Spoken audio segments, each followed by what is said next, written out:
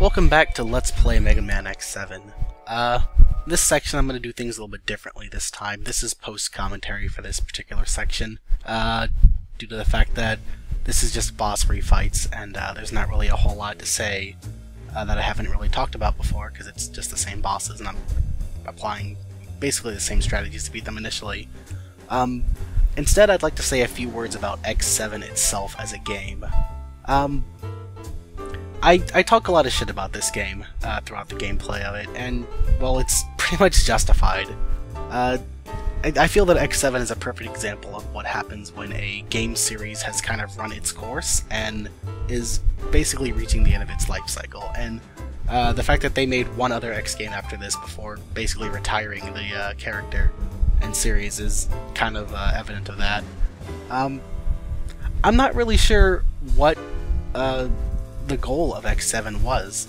It plays far differently from any other game in this series. Even the game that came after this, Megaman X8, decided to go back to the kind of standard Megaman way of doing things, which is a much needed change after what they decided to do in this particular title. I mean, the game itself, it's not entirely bad. Like, there are a couple of well implemented mechanics in this. Like, for instance, I really enjoyed the character switching. Being able to play as more than one character, and them all having their own unique abilities, and kind of having to decide which characters you wanted to bring into a stage, it really kind of gave you that decision on what do I want to accomplish here, or what is my playstyle like. Do I want the run and gun ability of Axel? Do I want Zero's kind of double jump in close quarters combat, or do I want X, who just has very powerful but somewhat slower mobility than Axel in general? You kind of have that decision you have to make. I mean, it doesn't really do too much to affect your actual gameplay, but, you know, just that nice little change. Unfortunately, this is met with, like, the awful decision to, for one, make X an unlockable character that you get a little over halfway through the game. And that's if you go out of your way to rescue the Reploids. If you don't rescue them, you don't unlock X until you've defeated all 8 of the bosses. So you will have X for a total of 2 stages if you aren't aware that you have to rescue any of the Reploids. Axel is an interesting character because, I don't know, I talk a lot of shit about him, but you'll notice I play as him and I've devoted a lot of resources into improving his actual character. I like Axel's, his abilities, his moves. He's a fun character to play as, but I don't feel that he was implemented in the proper way.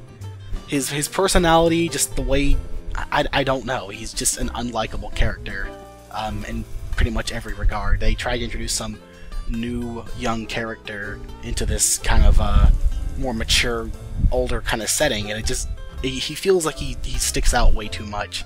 And I feel that his whole gimmick with the copy shot, I mean, it's more of a plot device, really. The entire game is about that, and it just doesn't really lend itself to being very fun, because there's just, you never have to use it. There's a couple of small areas that you can access with it, and that really doesn't do a whole lot. Zero feels limited simply because you can't do any of your other techniques if you have one of his extra weapons equipped, and those are the fun ones to use. I feel that if they had made it so that you could, use your other techniques while using a different weapon, he'd be a lot more satisfying to play as. And X himself, while, you get him halfway through the game, he has his armor, and I really do like that they brought back the armor system that they used in the first 6 X games, where you would get a piece, or, excuse me, the first 4 X games, where you would get a piece, and you would be able to use that piece immediately. You don't have to go out of your way to collect the full set as if you did in X5 and X6. However, due to the implementation of the chip power-up system, it feels like his armor in this game is just so incredibly useless. Like, for example, he starts off with an extremely powerful charged shot, and he has an air dash, so acquiring your leg upgrade for mobility doesn't really do a whole lot, and there's a lot of overlapping with Axel's hovering powers that he has, so that itself feels kind of poorly implemented, and it doesn't really have a lot of use. I don't know. I mean, I do like the chip upgrade system. That's kind of cool, but the fact that X's armor and upgrades, the main reason you play X, really suffers for is kind of a letdown. Regarding, like, the boss weapons, I don't feel that there's a very good balance going on in that. You'll see that I am able to go through most of the game using just charged X-Buster shots, or even just Axel's bazooka that he gets off of Vanishing Gungaroo. Like, even bosses that aren't weak to it, even Gungaroo himself takes a tremendous amount of damage from his own weapon. This just feels very poorly balanced, and I don't understand why something like this made it through playtesting. What else do I have to say about this? The whole 3D, the aesthetics of the 3D, I feel, they handled okay. I mean, it looks like a Mega Man game. It kind of feels like a Mega Man game at certain points, but the 3D gameplay just is very clunky. The camera itself handles very poorly. Lack of, like, shadowing on the ground makes some of the platforming sections a lot more difficult than it needs to be. Just stuff like that just could have easily been handled. I know the PlayStation 2 has the power to do things like this. And even the 2D gameplay just doesn't feel very good. Like, compare any of the 2D sections that have been shown in this to an older Mega Man title. The stages, they feel very flat. There's not a lot going on. Like, there's not much platforming. It's mostly just run and gun, with a couple of, like, tricky enemies here and there, which you just, again, blast your way through.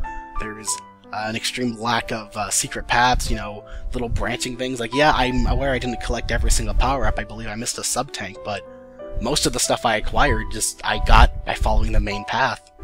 And the X series, it's more fast-paced than the original Mega Man series, because it's more about, you know, you've got the wall climbing, so, you know, there's no slow, careful planning of your jumps. You've got the dash, which speeds you up.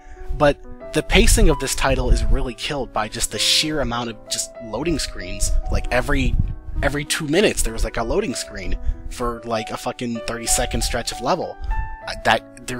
Where's the speed? Where's the thrill? You have to wait to load so much. It's ridiculous. Music in this game, I really do enjoy the soundtrack on this. They did a pretty good job on that, but as far as everything else, sound effects, they get very repetitive. That lock-on noise, I swear to God, I will fucking tear my hair out.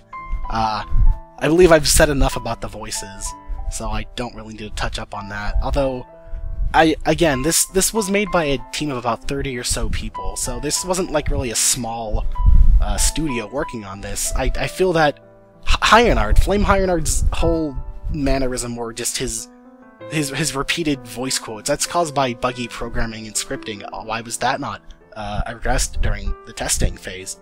Was there even a testing phase for this? I don't understand.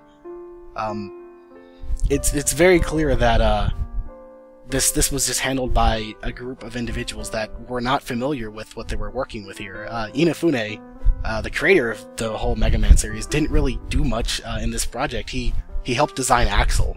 That was really about it. And there were just so many things that would have probably gone better if he had better involvement in it. Another thing of note, like, this game was actually supposed to have multiplayer. That got scrapped. Just completely. It's gone. I don't know how they would have implemented it, but that would have been really fun to do, probably. So I guess overall, it's just, X7 is a very disappointing title. There is something to be said about trying to do something to spice up a series, kind of breathe some new life into it, but when it's implemented just as poorly and sloppily as it is done in this title, well, I mean, you're better off just sticking to what you're good at. I can't really recommend this game to anybody who is not familiar with the Mega Man franchise. Only a die-hard fan would be able to play this and be able to truly appreciate just anything out of what little this game truly has to offer.